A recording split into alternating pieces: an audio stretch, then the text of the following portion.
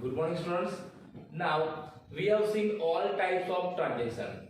First, we have seen transaction of capital and drawing, then transaction of goods and assets, then transaction of goods goes from business other than sales and purchase return, then transaction of loans and interest, then transaction of through banks, then bad debts, return, income and expense. So we have seen these many types of transaction. Now today we discuss exercise number 13 है ना, example number 13 which is given in your textbook on page number 105.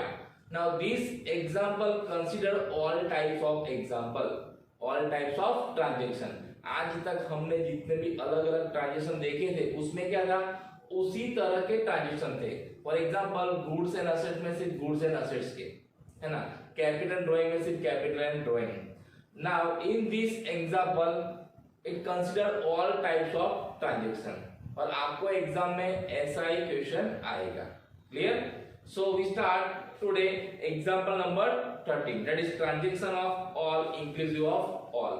Now what is given? So write journal entries of business commenced by Sri Maulik Shah with the name of Shah Traders. Now here the name of owner is what? Maulik Shah, but the name of business, that is what? Shah Traders. So we have to give heading journal book of Shah Traders. journal book of Shah Traders, क्योंकि हम accounts किसका maintain करते हैं? Business का, businessman का नहीं. Clear? So our first heading is what? Journal book of Shah Traders. Now one by one we discuss the transaction. Now very first transaction, that is 2014 July 1st, brought rupees 50,000 cash, debtors of rupees 20,000, stock of goods rupees 10,000 and creditors of rupees 5,000 and commence business. Now as we know, whenever business is commenced, whatever brought by businessmen except creditors, all those accounts are debited. So here businessmen brought what? Cash, so cash account debited. Debtors, so debtors account debited. Stock of goods, so stock of goods account debited, because these all are assets. These all are assets, and whenever assets comes in business, assets accounts are debited. And two creditors, because creditor is what? Liability of the business. Now whenever businessman brought any liabilities like creditors, loan or payables, it is always credited. So what is the amount of cash? So cash is brought rupees how many? 50,000. So here it is 50,000. Then debtors of rupees 20,000. So in debtors account 20,000. Then stock of goods, that is of 10,000. So here it is 10,000. And creditors, that is of 5,000. So in creditors account how many? 5,000. Creditors account is always credit because it is the liability of the business. So whenever businessmen start business and brought creditors, creditors account is always credited. Now the different amount debit column and credit column, it is recorded to capital. It is recorded in capital. So what is total debit side? 50 plus 20, 70, 70 plus 10, 80.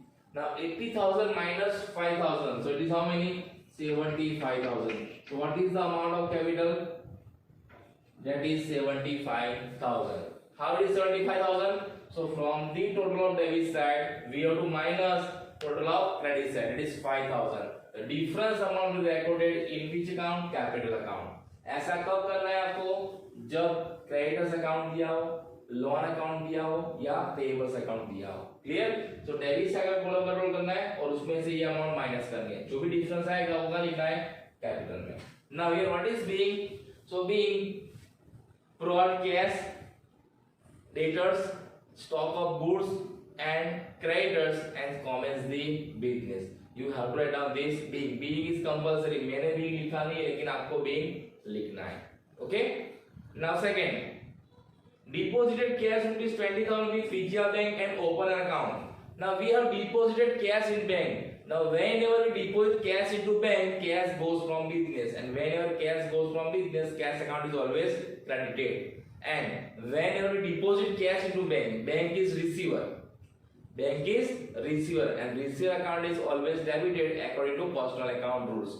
So what is entry? Vijaya bank account debited to cash account. Vijaya bank account debited to cash account. How many? 20,000. So here it is 20,000 and here also it is 20,000. And what is your being?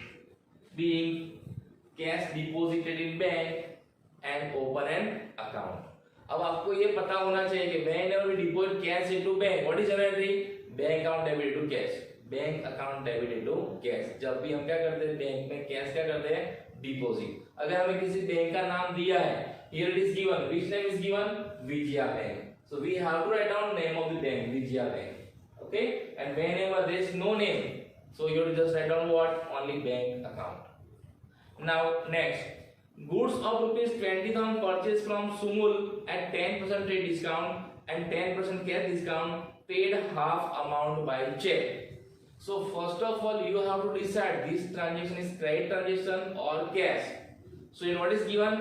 Half amount is paid by check. It means what? Half transaction is cash and half transaction is credit. So it is both. Now 10% trade discount and 10% cash discount. So as we know, trade discount is given on both transaction, whether it is cash or credit. तो सबसे पहले क्या करना है? Trade discount minus करना है. So कितने का गुड्स की वैल्यू है? 20,000. So here value of goods is how many? 20,000 minus 10%. So 20,000 10% is how many? 2,000. आपको 20,000 के 10% करने हैं. तो कितने आएंगे? 2,000. तो 20,000 minus 2,000 it is how many now? 18,000. कितना आएगा? 18,000. ये आपका आएगा 18,000. Now here half amount is paid. So here this cash discount, 10% cash discount is also given, but cash discount is given on which transaction? Only on cash transaction. लेकिन हमारा transaction कैसा है? Half cash and half credit. Now whenever transaction is half cash and half credit, we have to divide this into. So 50,000 of 18,000, it is how many? 9,000. 9,000 and 9,000. 18,000 के 50%, हमने 50% payment किया है, तो 50% कितना होगा 18,000 का? 9,000. तो कैश डिस्काउंट हमें किस पे मिलेगा? 9,000 पे, नॉट ऑन 18,000. सो 9,000 का 10% करिए तो कितना आएगा? 900. तो कितना हो जाएगा? 8100. इसका मतलब क्या है? हमने कितने अमाउंट का चेक दिया होगा? 8100. How? Because on 9,000 we received 900 discount. That is 10% cash discount. Okay. So now here how many accounts are there? So first what we have done? We have purchased goods. So one account is purchase. So 18,000 आ जाएगा purchase account में. Clear? Then in 9,000 Sumil account में. Sumul account में.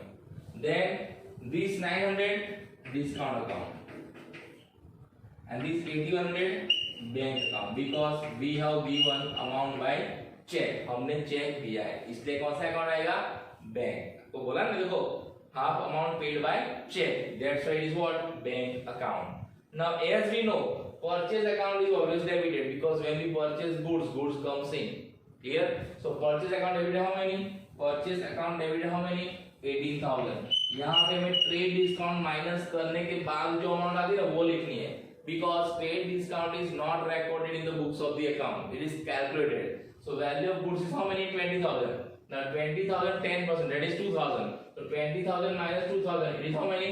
18,000. So value of goods is how many? 18,000. Now out of this 9,000 rupees we have to give to Sumul because it is credit transaction, है ना. हमने सुमुल को इसका पैसा दिया नहीं है, तो हम जब किसी गुड्स परचेस करते हैं और उसका पैसा उसको नहीं देते तो क्या करते हैं? उसके अकाउंट में थ्रू सुमुल अकाउंट कितना? 9,000. हमें सुमुल को 9,000 देना बाकी है. नाउ टू बैंक, तो टू बैंक में कितना पैसा दिया हमने? 8100. तो बैंक अकाउंट कितना आएगा? 8100. और हमको कितना डिस्काउंट मिला है? To discount account, so 900. So here it is 900 discount because this discount is received. हम जब goods purchase करते हैं ना तो हमको डिस्काउंट मिलता है, और हमें जब डिस्काउंट मिलता है it is our income, and income account is always credited according to nominal account. So So that's what is journal entry. Purchase account debited 18,000 to Sumul account 9,000 to bank account 8100 and to discount account 900। तो इस तरह से आपको general entry पास करनी है। Clear? When transaction is half cash and half credit. Clear? तो सबसे पहले क्या करना है आपको?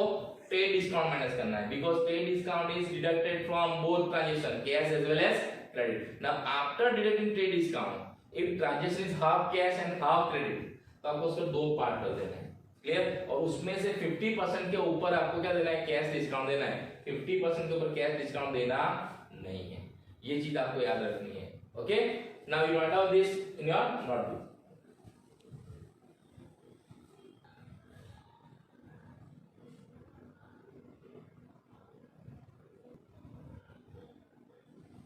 Now transaction number 4, a furniture of rupees 15,000 purchased on credit from Puneet Furniture Mart, a carriage of rupees 100 paid in cash. Now here we have purchased what? Furniture. Now furniture is what? Assets. And whenever we purchase any assets, which account is debited? That assets account. जो assets हम purchase करते हैं उस assets का account क्या करते हैं? हम डेबिट करते हैं। तो कौन सा account आएगा? Furniture account. Now this furniture we have purchased in cash or credit. हमने फर्नीचर कैसे परचेज किया है? कैश में किया है, क्रेडिट में किया है? सो क्रेडिट में। तो हमको कैसे पता लगा क्रेडिट में? क्योंकि नाम दिया है। किससे हमने परचेज किया है? Puneet furniture mart. क्लियर? तो दूसरा अकाउंट कौन सा आएगा? Puneet furniture mart. और हमने क्या किया है? We have paid carriage 100 rupees in cash. Now whenever we purchase any assets, आपको भी याद रखना है, whenever we purchase any assets and whatever expenses are done or whatever expenses are paid to purchase that assets, it is add in the value of that assets। यानी जो assets हमने purchase की है उसकी वैल्यू में add कर देना है। तो यहाँ पे फर्नीचर की वैल्यू कितनी है? 15,000 और हमने कितना कैरेज पे किया? 100। तो फर्नीचर की वैल्यू कितनी होगी यहाँ पे? 15,100। तो यहाँ पे लिखना है furniture account debited 15,000 and 100। Now to Puneet furniture mart, हमको पुनीत फर्नीचर मार्ट को कितना पैसा देना है? 15,000, क्योंकि हमने 15,000 का फर्नीचर परचेस किया है। तो उसमें कितना लिखेंगे हम? 15,000 Puneet furniture mart and 100 rupees we have paid carriage in cash.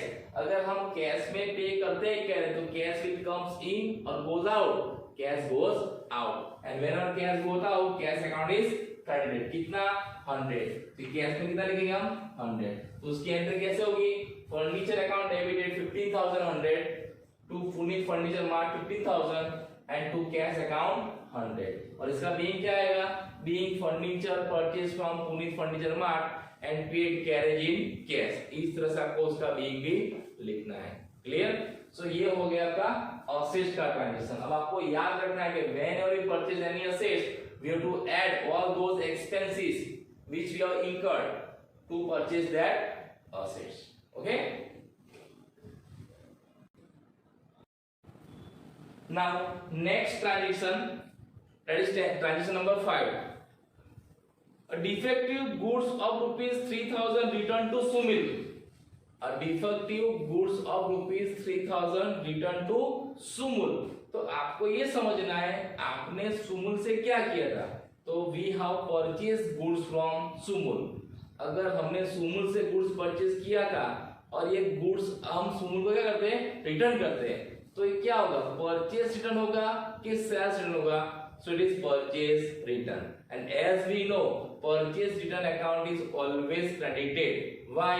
Because when we return the goods goes from business, and whenever goods goes from business it is always credited। तो अब आपको याद रखना है कि हमने परचेज किया हुआ गुड्स हम वापस करते हैं तो उसके लिए एक अकाउंट है। कौन सा अकाउंट है? Purchase return account and it is always credited. Now हम किसको गुड्स वापस करते हैं? सुमुल। अगर हम सुमुल को गुड्स रिटर्न करेंगे तो सुमुल इज व्हाट? रिसीवर और giver. So Sumul is what? Receiver of the goods and receiver account is always debited according to personal account. What is entry? Sumul account debited to purchase return. Sumul account debited to purchase return. आपको लेकिन यहाँ पे ये समझना है ये purchase return है के सेल्स रिटर्न। तो आपको प्रीवियस ट्रांजेक्शन पता होने चाहिए कि हमने सुमुल से क्या किया था। क्लियर? तो कितने का गुड्स रिटर्न किया हमने यहाँ पे 3000, तो 3000 का आएगा डेबिट में और 3000 क्रेडिट में। और बीइंग क्या होगा आपका यहाँ पे, being goods return to Sumul due to defective, है ना, being goods return to Sumul due to defective. Okay, now next one, goods of rupees 12,000 sold to Rajeshri at 10% trade discount and 10% cash discount, paid half amount by check। यानी हमने राजश्री का good sold किया है at 10% trade discount and at 10% cash discount, लेकिन राजश्री ने हमको half amount क्या किया, पे किया है। तो सबसे पहले क्या माइनस करना है, ट्रेड डिस्काउंट। तो कितना ट्रेड डिस्काउंट आएगा, तो कितना गुड्स है 12,000, फिर आपको लिखना है 12,000 value of goods minus 10% trade discount, तो कितना आएगा 1200। 12,000 का 10% कितना आएगा 1200। तो 12,000 minus 1200, it is how many 10,800, कितना आएगा 10,800। Now half amount is paid by Rajshree, Rajshree ने हाफ अमाउंट पे किया है। तो डिस्काउंट भी, कैश डिस्काउंट भी किसमें लगा, जितना अमाउंट पे किया है उसके ऊपर। तो क्या करना है इसका हाफ। अगर हम 10,800 के दो पार्ट करते हैं तो कितना कितना आएगा 5,400 एंड 5,400। क्लियर? तो हमको डिस्काउंट कौन सी अमाउंट में देना है, 10,800 कि 5,400? 5,400, because Rajshree has paid only half amount, है ना, इन कैश। सो जितना अमाउंट को मिलता है उसके ऊपर ही कैश डिस्काउंट देना है। सो 5,400 के 10% करते हैं तो कितना आएगा 540, कितना आएगा 540। 5,400 के 10%। अब जब भी 10% फाइंड करने होते हैं तो जिस अमाउंट के 10% करने होते हैं ना उसमें से जीरो रिमूव कर दो। जैसे कि यहाँ पे 12,000 हमने यहाँ पे जीरो रिमूव कर दिया, यहाँ 5,400 के 10%, तो इसमें से जीरो रिमूव कर देना है 540। क्लियर? तो यहाँ पे माइनस करेंगे 5,400 माइनस 540, तो कितना आंसर आएगा 4,860, 4,860। तो इस तरह से अमाउंट आएगी। ये 1200 क्या है 10% ट्रेड डिस्काउंट, बराबर। सो ट्रेड डिस्काउंट तो हमको पता है, ट्रांजेक्शन कैश हो कि क्रेडिट हो, सबसे पहले हमें ट्रेड डिस्काउंट को माइनस कर ही देना है। तो ट्रेड डिस्काउंट माइनस करने के बाद जो अमाउंट आती है उसके ऊपर हमें कैश डिस्काउंट देना होता है। लेकिन कैश डिस्काउंट सिर्फ कैश ट्रांजेक्शन पे दिया जाता है, क्रेडिट पे दिया जाता नहीं। ये ट्रांजेक्शन हाफ कैश है और हाफ क्रेडिट है, तो जितना हाफ कैश है उस पे डिस्काउंट मिलेगा। अब हमने क्या किया है, गुड्स सोल्ड किया है, तो ये कौन सा अकाउंट में जाएगा, सेल्स। ये किसमें जाएगा, राजश्री। ये डिस्काउंट में, और ये बैंक। क्यों बैंक में, क्योंकि amount is received by bank. Rajshree हमको अमाउंट कैसे पे किया है, चेक से, तो कौन सा अकाउंट आएगा, बैंक। क्लियर? तो उसकी जनरेट कैसे होगी, सो राशि अकाउंट डेबिट कितना आएगा 5,400, बैंक अकाउंट डेबिट कितना आएगा 4,860, डिस्काउंट अकाउंट डेबिट कितना आएगा 540, because when we sold goods at that time we give discount. हम जब गुड्स सोल्ड करते हैं डिस्काउंट हम देते हैं, और हम जब डिस्काउंट देते हैं it is our expense, it is debited, that's why discount account is debited. To sales account, इन तीनों का टोटल होना चाहिए, कितना आएगा 10,800। आपका डेबिट एंड क्रेडिट दोनों सेम होना चाहिए, जितना अमाउंट डेबिट में लिखा है उतना ही कहां होना चाहिए, क्रेडिट होना चाहिए, तो आपका ट्रांजैक्शन क्या है, सही है। क्लियर? तो इस तरह से ये कौन सा ट्रांजैक्शन हुआ, सेल्स का। इससे पहले हमने देखा था कौन सा था, परचेज वाला। अगर हम परचेज करते हैं तो डिस्काउंट अमाउंट क्रेडिट होगा, और सेल्स करेंगे तो डिस्काउंट अमाउंट क्या होगा, डेबिट होगा। क्योंकि परचेज के टाइम में डिस्काउंट मिलता है तो हमारी इनकम है इसलिए क्रेडिट होता है, और सेल्स टाइम पे हम डिस्काउंट देते हैं तो it is our expense, that's why it is debited. Clear? So in this way you have to find out this answer. Now this is the knot. This knot you have to write down. ये knot आपको अपनी notebook में लिखना है।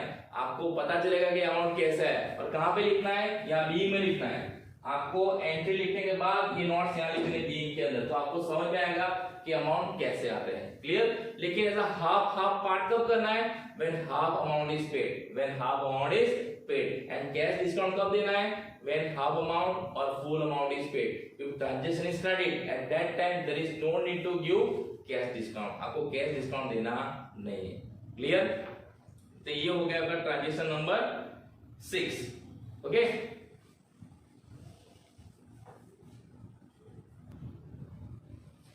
Now transaction number 8 goods of rupees 15,000 sold to Mahindra on cash at 10% trade discount and 10% cash discount. So first of all you have to decide whether it is a cash transaction or credit. So it is a cash transaction because the word cash is used. यहाँ पे person का नाम दिया है महेंद्र लेकिन उसके बाद एक वर्ड है देखो क्या दिया है Mahendra on cash means what हमने महेंद्र को कैश में गुड्स सोल्ड किया है clear at 10% trade discount and 10% cash discount so it is full cash transaction यानी यहाँ पे फुल कैश डिस्काउंट हमको देना पड़ेगा तो पहले क्या करना है हमें ट्रेड डिस्काउंट माइनस करना है so what is amount of goods 15,000 तो उसका 10% कितना होगा 1500 तो कितना आएगा 13,500 ना 13,500 का 10% करना है तो कितना होगा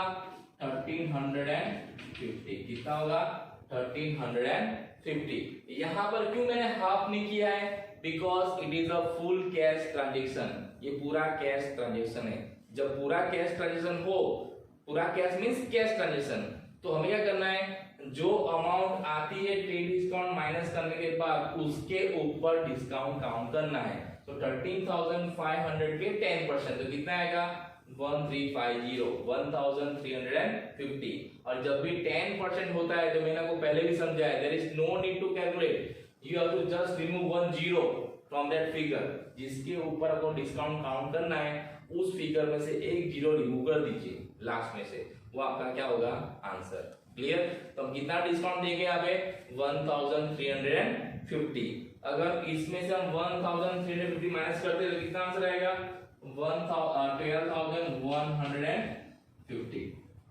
कितना आएगा 12,150 तो हमें कितनी कैश मिलेगी महिंद्रा से 12,150 कितना डिस्काउंट हम महिंद्रा को देंगे 1,350 और कितने का गुड्स हमने सोल्ड किया होगा महिंद्रा को 13,500 क्योंकि ये ट्रेड डिस्काउंट है ट्रेड डिस्काउंट काउंट करना है और उसको माइनस करना है क्लियर सो यहाँ पे क्या एंट्री होगी इसकी cash account debited because cash comes इन कितना कैश आएगा तो 12,150 कितना डिस्काउंट में दिया है so 1,350 because it is a cash discount discount दिया है क्या होगा discount account debit to sales account is always credit तो कितना आएगा सेल्स में 13,500 ये दोनों का रोल सेम होना चाहिए डेबिट एंड क्रेडिट का है ना तो आपका एंट्री सही है तो ये मैंने क्या किया यहाँ पे it is full cash transaction it is cash transaction अगर कैश ट्रांजैक्शन है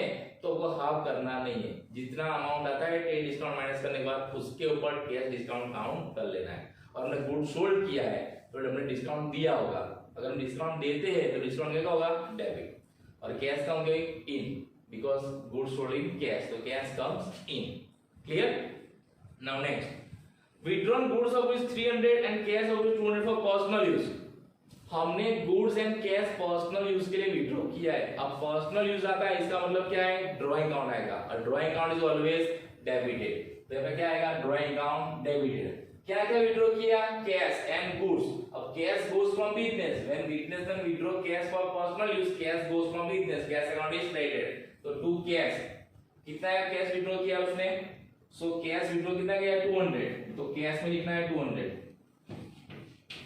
और गुड्स कितने का विड्रॉ किया है सो 300 तो गुड्स में कितना आएगा 300 means purchase now why purchase account is credited here because goods goes from business other than sales and purchase return जब बिजनेस में से गुड्स जाता है other than sales and purchase return it is recorded to purchase account purchase में क्या होगा credit यहां पे बिजनेस मैंने गुड्स विड्रॉ किया पर्सनल यूज के लिए तो कितना ड्राइंग अकाउंट टोटल सो 500 तो क्या एंट्री होगी इसकी drawing account debited 500 to cash account 200 and to purchase account 300 आपको बी पता है कैसे लिखना है being goods and cash withdraw for business for personal use now next rupees purchase plastic bags of rupees 200 for goods packing by cash. हमने plastic की bag purchase किए। अब प्लास्टिक की बैग क्यों परचेस किए? For the packing of goods. So when we purchase any plastic bags for packing purpose, it is packing expense. Which expense? Packing expense. तो क्या लिखना है? Packing expense account debited, because expense accounts are always debited according to nominal account rules. And amount is paid by cash. So cash goes from business. So cash account is credited. तो कितना amount है इसका? 200. So packing expense account debited 200 to cash account 200. है ना? तो आपको याद रखना है, प्लास्टिक बैग अकाउंट नहीं लिखना है। प्लास्टिक बैग हमने किस लिए परचेस किए? पैकिंग के लिए। तो कौन सा अकाउंट आएगा? पैकिंग एक्सपेंस अकाउंट आएगा। ओके, और उसके बाद है rupees 2000 paid by cheque for salary and wages. हमने 2000 रुपये चेक से दिए, किसके लिए? Salary and wages. अब सैलरी एंड वेजेस दोनों कंबाइन है, तो आपको इसे कंबाइन लिखना है, salary and wages account, salary and wages account, because this expense, salary और वेजेस बिजनेस में ऑलवेज क्या होता है? एक्सपेंस, कभी इनकम होता नहीं है। Expense accounts are always debited according to nominal account. तो क्या करना है आपको? सैलरी एंड वेजेस अकाउंट क्या करना है? डेबिट। कितना रुपीस? 2000। और कैसे पे किया आपने? चेक से। Now whenever we pay any amount by cheque, bank account is always credited to bank account. कितना? 2000। तो बैंक में कितना जाएगा? 2000। आपको याद रखना है, जब भी हम बिजनेस में किसी को चेक देते हैं तो bank account is always credited, और जिसके लिए चेक देते हैं, जिस एक्सपेंस के लिए, वो अकाउंट क्या होगा? डेबिट। तो salary and wages account debited to bank account. Clear? तो ये हो गया आपका transaction. Now today we have seen transaction up to 12। Now remaining transaction, इसके बाद जितने भी ट्रांजैक्शन है वो हम कल देखेंगे। ओके, नाउ आपको ये सारे ट्रांजैक्शन आपकी बुक में लिख देने विद बीइंग। मैंने आपको समझाया बीइंग कैसे लिखना है। अगर बीइंग नहीं लिखना आता है तो लास्ट में आप पूरे का पूरा ट्रांजैक्शन एज इट इज लिख सकते हो। और ये जो कैलकुलेशन है, एक कैलकुलेशन भी आपको बीइंग में लिखना है। Okay, so remaining transaction will show tomorrow. Okay, thank you, have a nice day.